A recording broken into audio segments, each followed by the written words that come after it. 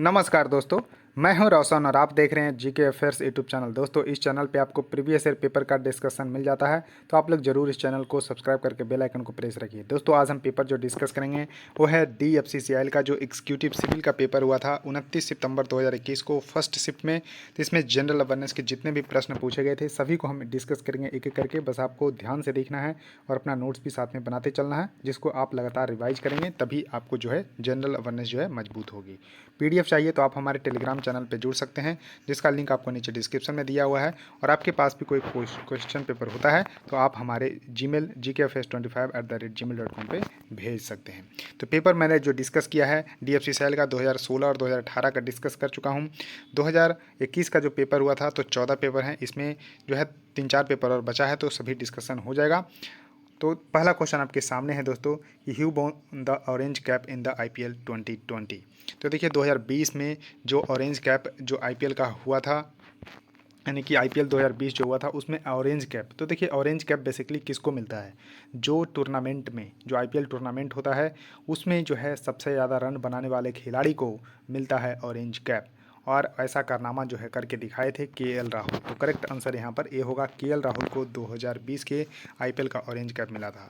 लेकिन अब 2023 का IPL भी हो चुका है, तो यहाँ पर आपको ध्यान रखना है कि उसको जीता है CSK चेन्नई सुपर किंग्स ने। किसको? तो GT को हराकर, यानी गुजरात टाइटंस को हराकर चेन्नई जो है इस बार का खिताब 2023 का जीता है। तो इसमें जो अवार्ड है देखिए, जो फेयर प्ले अवार्ड मिला है वो दिल्ली कैपिटल्स को मिला है। ऑरेंज कैप देखिए highest run scorer Shubman Gill 890 run उन्होंने इस टूर्नामेंट में बनाए थे, तो इनको मिला है ऑरेंज कैप 2023 का। और पर्पल कैप जो कि सबसे ज़्यादा विकेट लेने वाले बॉलर को मिलता है, तो मोहम्मद शमी जो कि गुजरात टाइटंस के ही हैं, 28 विकेट इन्होंने लिए हैं।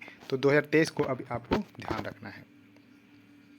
उसका देखिए नेक्स्ट क्वेश्चन है कि विच acid is found in tomato, यानी कि टमाटर में कौन सा अम्ल पाया जाता है। वैसे भी टमाटर जो है महंगी हो चुकी है, तो इसमें जो है अम्ल पाए जाते हैं, लेकिन खरीदने से पहले आपको सोचना पड़ता है, तो इसको ध्यान रखिएगा।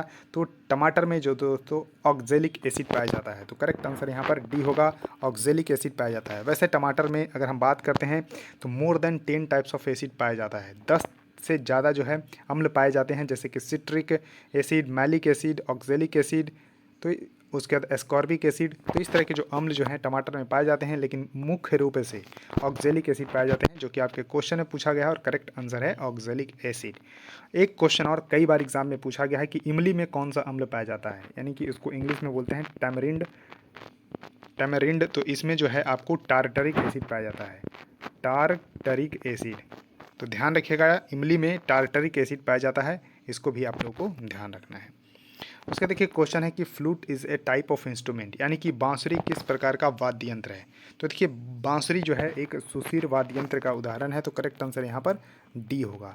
इस तरह से आपको ध्यान रखना है। तो यहाँ पर आप देख सकते हैं नाट्य शास्त्र जो कि भरत मुनि के द्वारा कंपोज किया गया था। तो ध्यान रखना है नाट्य शास्त्र किनके द्वारा कंपोज किया गया था? भरत मुनि के द्वारा, जो कि अराउंड 200 BC और से लेके 200 AD तक के क्लब किया गया था म्यूजिकल इंस्ट्रूमेंट, जो कि 4 कैटेगरी में बांटा गया है। तो सबसे पहला आपको ध्यान रखना है 4 कैटेगरी में अवनद्य वाद्य, जिसको जो है परकशन इंस्ट्रूमेंट भी इसको बोलते हैं, या फिर मेम्ब्रेनोफोन्स। उसके बाद देखिए घन वाद्य होता है जो कि इडियोफोन्स और सॉलिड इंस्ट्रूमेंट होता है। सुशीर वाद्य जो कि एरोफोन्स और विंड इंस्ट्रूमेंट बोलते हैं। उसके बाद टाट वाद्य जो कि कॉर्डोफोन्स या फिर स्ट्रिंग इंस्ट्रूमेंट बोलते हैं। तो इस तरह से आप देख सकते हैं। तो देखिए सुशीर, तो देखिए सुशीर वाद्य का एग्जाम्पल था बांसुरी। तो इस तरह से आप लोगों को ध्यान रखना है। तो यहाँ पर आप देख सकते हैं ये है विंड इंस्ट्रूमेंट, या फिर इसको ईयरोफोन्स जो है इसको बोलते हैं। और टाटवाद जो कि इस तरह से आपको देखने को मिल रहा होगा, जो कि स्ट्रिंग इंस्ट्रूमेंट है, यानी कि तार वाले जैसे बीना वगैरह ये सब है। उसके देखिए अवनद्यवाद जो कि परकशन इंस्ट्रूमेंट जैसे कि तबला वगैरह ये सब है। तो इस तरह से देखिए घनवाद जो कि सॉलिड इंस्ट्रूमेंट जो कि बजाने वाला। तो इस तरह से आपको 4 जो है इंस्ट्रूमेंट आपको ध्यान रखना है, जो कि म्यूजिकल इंस्ट्रूमेंट है, इसको भी ध्यान रख लीजिएगा। उसके देखिए क्वेश्चन है कि in which year did Babar defeat Ibrahim Lodi. तो देखिए मैंने बहुत सारे जो है वीडियो में जिक्र कर चुका हूँ कि बाबर ने 1526 ईस्वी में लोधी वंश के महत्वपूर्ण शासक इब्राहिम लोधी को पानीपत की प्रथम लड़ाई जो कि 1526 में हुई थी, तो 1526 में हराकर जो है मुगल वंश की स्थापना की। तो ये देखिए इसका करेक्ट आंसर होगा ए 1526 ईस्वी में। 1526 में मुगल बादशाह बाबर ने जो लोदी वंश के महत्वपूर्ण शासक इब्राहिम लोदी को हरा दिया था 1526 ईस्वी में पानीपत की प्रथम लड़ाई में। पानीपत की प्रथम लड़ाई में। तो 1526 इसका सही उत्तर होगा, इसको ध्यान रख लीजिएगा। उसके देखिए क्वेश्चन है कि what is the size of the 200 rupees note of the Mahatma Gandhi का जो नया सीरीज आया है, यानी कि रुपये का आकार बताना है। महात्मा गांधी सीरीज का नई नोट है 200 का, उसका। तो देखिए जो 200 रुपये का जो नोट है वो 66 मिलीमीटर इंटू 146 मिलीमीटर जो है 100 यानी कि 66 जो है आपको इस तरह से अगर हम बात करते हैं तो इसका जो है 66 हो गया चौड़ाई और लंबाई हो गया 146 मिलीमीटर। तो इतना जो है आपको लंबाई और चौड़ाई 146 लंबाई और 66 जो है चौड़ाई है। अब देखिए जो इसमें जो है आपको सबका साइज 10 रुपये का जो नोट है जिसमें कि सन टेम्पल कोणार्क जो है छपा हुआ है और चॉकलेट ब्राउन कलर का है। इसमें 63 चौड़ाई और 123 जो है लंबाई है। 20 रुपये का नोट एक देखिए इसमें एलोरा केप्स बना हुआ है, ग्रीनिश येलो कलर का है और इसमें 63 चौड़ाई और 129 जो है लंबाई है। 50 रुपये का नोट इसमें जो है देखिए हम्पी विथ चैरियट छपा हुआ है बैक साइड में और फ्लोरोसेंट ब्लू कलर का है और 66 इसका चौड़ाई है, 135 इसका लंबाई है। 100 रुपये के नोट में देखिए रानी की बाव है जो कि लेवेंडर कलर का है, तो 66 इसका जो है चौड़ाई है, 142 का लंबाई है। 200 रुपये के नोट देखिए 66 का चौड़ाई, 146 का लंबाई, सांची स्तूप बना हुआ है उस पर बैक साइड पे और ब्राइट येलो कलर का है। उसके देखिए 500 रुपये के नोट में रेड फोर्ट बिल्डिंग बना हुआ है बैक साइड में और स्टोन ग्रे कलर का है और 66 इसका चौड़ाई और 150 इसका लंबाई है। 200 रुपये के नोट में देखिए मैजेंटा कलर का है और मंगलयान पीछे छपा हुआ है और इसकी जो लंबाई यानी कि साइज है इसका 66 चौड़ाई है और 166 इसका लंबाई है। तो इस तरह से सभी नोट को मैंने बता दिया और यही क्वेश्चन पूछे जाते हैं। इस स्लाइड को अगर आप स्क्रीनशॉट लेके या नोट्स अपना बना लेते हैं तो इसी में से क्वेश्चन है कि नोट से अगर पूछा जाएगा तो इतने जो है बनते हैं। उसके देखिए क्वेश्चन है कि the third schedule of the Indian constitution is related with the which of the following.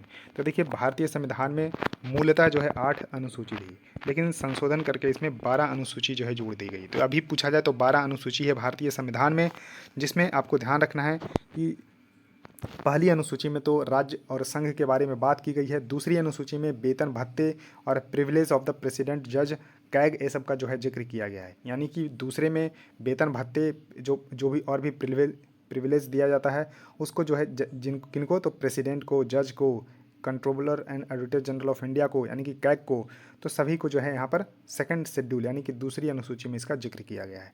और तीसरी अनुसूची में अगर हम बात कर लेते हैं तो ओथ एंड अफर्मेशन से इसका बात किया गया है। तो करेक्ट आंसर इसका ए होगा, शपथ या प्रतिज्ञान के रूप में जो है इसका जिक्र किया गया है। यानी कि जो दूसरे में जिक्र किया गया है जैसे वेतन भत्ते, प्रेसिडेंट, जज, कैग का, तो उसी का जो है यहाँ पर ओथ और अफर्मेशंस की बात की गई है तीसरी अनुसूची में। और 8वीं अनुसूची में ऑफिशियल लैंग्वेज जो कि 22 है उसकी जिक्र की गई है, तो इसको भी ध्यान रखिएगा। और 7वीं अनुसूची में 3 शेड्यूल यानी कि संघ सूची, राज्य सूची और संवर्ती सूची का जिक्र संविधान के 7वीं अनुसूची में इसका जिक्र किया गया है, तो इसको भी आप लोगों को ध्यान रखिएगा। उसका देखिए क्वेश्चन है कि when by the international T day 2020 observe, यानी कि अंतर्राष्ट्रीय चाय दिवस 2020 जो है कब मनाया गया था। तो देखिए बहुत ही इंपॉर्टेंट है क्योंकि 2019 में ही यूनाइटेड नेशन जनरल असेंबली के द्वारा डिसाइड किया गया कि 2020 से जो है इंटरनेशनल टी डे जो है मनाया जाएगा, यानी कि अंतर्राष्ट्रीय चाय दिवस। तो देखिए United nation general assembly UNGA, तो इसको इन्होंने डिसाइड कब किया 2019 में। कब से मनाया जाना शुरू हुआ 2020 से। तो 2020 में देखिए पहली बार मनाया गया था, तो इसलिए क्वेश्चन इंपॉर्टेंट है और आगे भी पूछे जा सकते हैं। तो 21 मई इसका सही उत्तर होगा, यानी कि 21 मई को अब जो है हर साल जो है इंटरनेशनल टी डे यानी कि अंतर्राष्ट्रीय चाय दिवस के रूप में मनाया जाएगा, तो इसको भी ध्यान रख लीजिएगा। तो 21 मई इसका सही उत्तर होगा। और 21 जून को जो है विश्व योग दिवस जो है मनाया जाता है, तो इसको भी ध्यान रखिएगा। 2015 से इसको जो है मनाया जाने लगा है, तो इसको ध्यान रखिएगा। उसके देखिए क्वेश्चन है कि stratosphere extend up to the height of, यानी कि जो समताप मंडल है वो कितनी ऊंचाई तक का जो है फैला हुआ है। तो देखिए यहाँ पर आपको ध्यान रख लेना है कि सबसे पहला अगर लेयर बात करते हैं जो इन्वायरमेंट की, तो यहाँ पर पहला लेयर है ट्रोपोस्फेयर, जिसको क्षोभ मंडल बोलते हैं, जो कि तकरीबन 10 किलोमीटर तक की ऊंचाई है। 10 किलोमीटर तक की ऊंचाई में है यहाँ पर ट्रोपोस्फेयर, जिसमें कि मौसमी घटनाएं वगैरह घटती है। उसके बाद आती है समताप मंडल। तो समताप मंडल में यहाँ पर आपको 50 किलोमीटर तक की इसकी ऊंचाई होती है, 50 किलोमीटर तक की होती है। और इसी में जो है आपको क्या ओजोन लेयर मिलता है, ओजोन लेयर मिलता है, जो कि पराबैंगनी किरणें से पृथ्वी की रक्षा करता है। तो ओजोन परत किस मंडल में है, तो समताप मंडल में। और इसी में जो है वायुयान उड़ती है, यानी कि जो हवाई जहाज़ उड़ती है वो किस मंडल में उड़ती है, तो समताप मंडल में उड़ती है। और पहले लेयर में यानी कि क्षोभ मंडल में मौसमी घटनाएं वगैरह घटती है, इसलिए जो है जहाज़ पहले लेयर में नहीं उड़ती है, उससे ऊपर समताप मंडल में उड़ती है। तो दोस्तों यहाँ इस तरह से जो है आपको याद रखना है। तो 50 किलोमीटर इसका सही उत्तर होगा, आंसर ए होगा। उसका देखिए क्वेश्चन है कि who has been appointed as the first non Indian CEO of the Wipro, यानी कि पहले जो है गैर भारतीय सीईओ यानी कि चीफ एग्जीक्यूटिव ऑफिसर जो है विप्रो का किसे नियुक्त किया गया था। तो देखिए यहाँ पर उस समय बहुत ही इंपॉर्टेंट था। तो करेक्ट आंसर था थियरी डेला पोर्टे जो है इसका सही उत्तर होगा। तो करेक्ट आंसर इसका ए सही होगा। अब देखिए जो विप्रो की फॉर्मेशंस की गई थी, यानी कि फाउंड किया गया था अजीम प्रेमजी के द्वारा। तो अजीम प्रेमजी के द्वारा जो है यहाँ पर आपको ध्यान रखना है 29 दिसंबर 1945 को इसका जो है बनाया गया था कंपनी को। तो इसको ध्यान रख लीजिएगा। तो थियरी डेला पोर्टे जो है पहले जो है गैर भारतीय सीईओ के रूप में जो है नियुक्त किया गया था।